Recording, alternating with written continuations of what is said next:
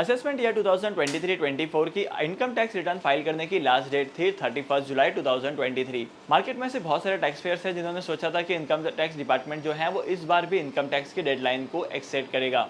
लेकिन अगर आप लोग इनकम टैक्स डिपार्टमेंट की डेडलाइन एक्सटेंड करने की न्यूज़ का इंतजार कर रहे हैं तो इनकम टैक्स डिपार्टमेंट ने अभी तक डेडलाइन को एक्सटेंड करने की कोई भी डेट नहीं बताई है। अगर आप लोगों ने इनकम टैक्स फाइल कर लिया है तो बहुत अच्छी बात है, लेकिन अगर आप लोगों ने इनकम टैक्स फाइल नहीं किया है तो अब आपके लिए प्रॉब्लम्स थोड़ी सी बढ़ने वाली हैं, क्योंकि इनकम टैक्स फाइल करने पे आपको सबसे पहले तो पेनल्टी पे करनी पड़ेगी और उसके बाद आपको इनकम टैक्स फाइल करने दिया जाएगा। अगर आपकी इनकम 5 लाख रुपीज तक है तो आपकी जो पेनल्टी का अमाउंट है वो 1000 रुपए का होगा, लेकिन अगर आपकी इनकम 5 लाख से ज्यादा होती है तो मैक्सिमम ये पेनल्टी हो सकती है 5000 रुपीज की। मतलब आपको 1000 रुपीज से लेकर 5000 रुपीज की पेनल्टी तो पे करनी ही पड़ेगी। लेकिन अगर आप लोग इंडियन क्लाइमेट की कंडीशन को देखेंगे तो फिलहाल इंडियन क्लाइमेट की कंडीशन में बहुत सारे स्टेट ऐसे थे जहां पर बहुत सारे प्रॉब्लम्स आई थी। मतलब इंडिया के बहुत सारे ऐसे स्टेट थे जहां पर बाढ़ आई थी और बाढ़ की वजह से बहुत सारी प्रॉब्लम्स क्रिएट हुई थी। इंटरनेट काम नहीं कर रहा था, लोग एक्सेस नहीं कर पा रहे थे बहुत सारी चीजों को, और इसी के साथ साथ प्रॉब्लम्स बढ़ती ही जा रही थी। 2018 के आसपास भी सेम ऐसी ही चीजें हुई थी, बहुत सारी जगह पर बाढ़ आया था, तूफान आया था। गवर्नमेंट ऑफ इंडिया के इनकम टैक्स डिपार्टमेंट ने इनकम टैक्स फाइलिंग की डेडलाइन को एक्सटेंड किया था।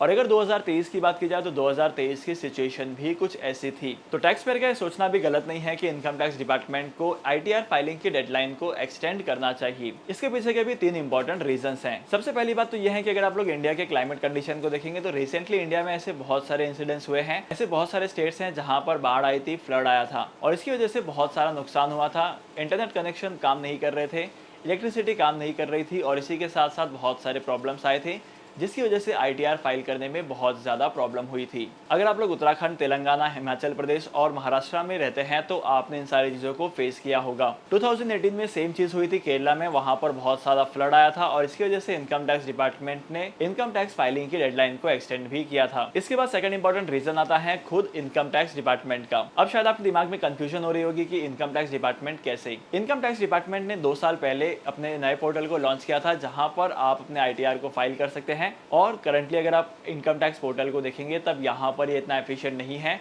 अगर आपने अपनी इनकम टैक्स को 31 जुलाई 2023 को फाइल किया था तब आपको पता चला होगा कि इनकम टैक्स फाइल करने के टाइम पर कितनी ज़्यादा प्रॉब्लम्स होती हैं। बहुत बार तो इनकम टैक्स डिपार्टमेंट की जो वेबसाइट है वो खुद क्रैश कर जाती थी और यहाँ पर इन्वेस्टर्स के लिए बहुत ही बड़ी प्रॉब्लम क्रिएट होती थी। और थर्ड इंपॉर्टेंट चीज़ ये है कि किसी भी इनकम टैक्स फाइल करने के लिए डॉक्यूमेंट्स बहुत ही ज़्यादा इंपॉर्टेंट होते हैं, जैसे कि form 16, form 16A, form 16B और फॉर्म 26AS। अगर हम लोग फॉर्म 26AS की बात करेंगे तो फॉर्म 26AS जो है वो अपडेट हो जाता है इनकम टैक्स इंडिया की वेबसाइट पर, लेकिन मार्केट में ऐसे बहुत सारे एम्प्लॉयर्स हैं जो एम्प्लॉइज को फॉर्म 16A देने में या फॉर्म 16 देने में बहुत ही ज़्यादा डिले करते हैं। और बहुत सारी कंपनी तो करंटली ऐसी भी हैं जिन्होंने अभी तक अपने एम्प्लॉय को फॉर्म 16A नहीं दिया है। अगर कोई भी एम्प्लॉयर अपने एम्प्लॉय को फॉर्म 16 नहीं देता है तब यहाँ पर इनकम टैक्स फाइल करने में बहुत ही ज़्यादा प्रॉब्लम्स आती हैं। तो इन्हीं 3 मेजर रीजन की वजह से टैक्स पेयर्स ने अज्यूम किया था कि इनकम टैक्स डिपार्टमेंट जो है वो डेडलाइन को एक्सटेंड करेगा, लेकिन इनकम टैक्स डिपार्टमेंट ने तो डेडलाइन एक्सटेंड नहीं की है। तो आपके पास कौन सा रास्ता बचता है?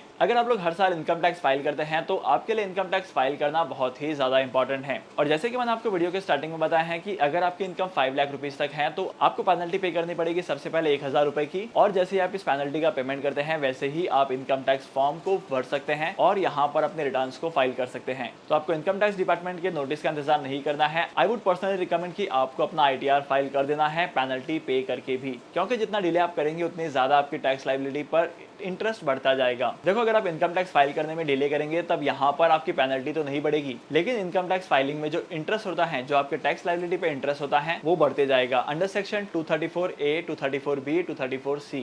इनकम टैक्स फाइल करने के लिए आप इनकम टैक्स की वेबसाइट पर जा सकते हैं, अपना प्रोफाइल क्रिएट कर सकते हैं और अपनी इनकम को डिस्क्लोज करके अपनी टैक्स लायबिलिटी को कैलकुलेट करके टैक्स का पेमेंट कर सकते हैं। अगर आपको जानना है कि इनकम टैक्स फाइल कैसे करते हैं तो मुझे कमेंट सेक्शन में जरूर बताना, इसके ऊपर मैं एक डेडिकेटेड वीडियो लेकर आने की कोशिश करूंगा। आई होप कि आज की इस वीडियो का कंटेंट आपको वैल्यूएबल लगा होगा। अगर आपको आज की इस वीडियो का कंटेंट वैल्यूएबल लगा है तो इस वीडियो को लाइक करना, शेयर करना। इसी के साथ साथ मैं आपको मिलूंगा अगली वीडियो में नए टॉपिक के साथ, एक इंटरेस्टिंग टॉपिक के साथ। तब तक के लिए signing off, happy investing and good bye.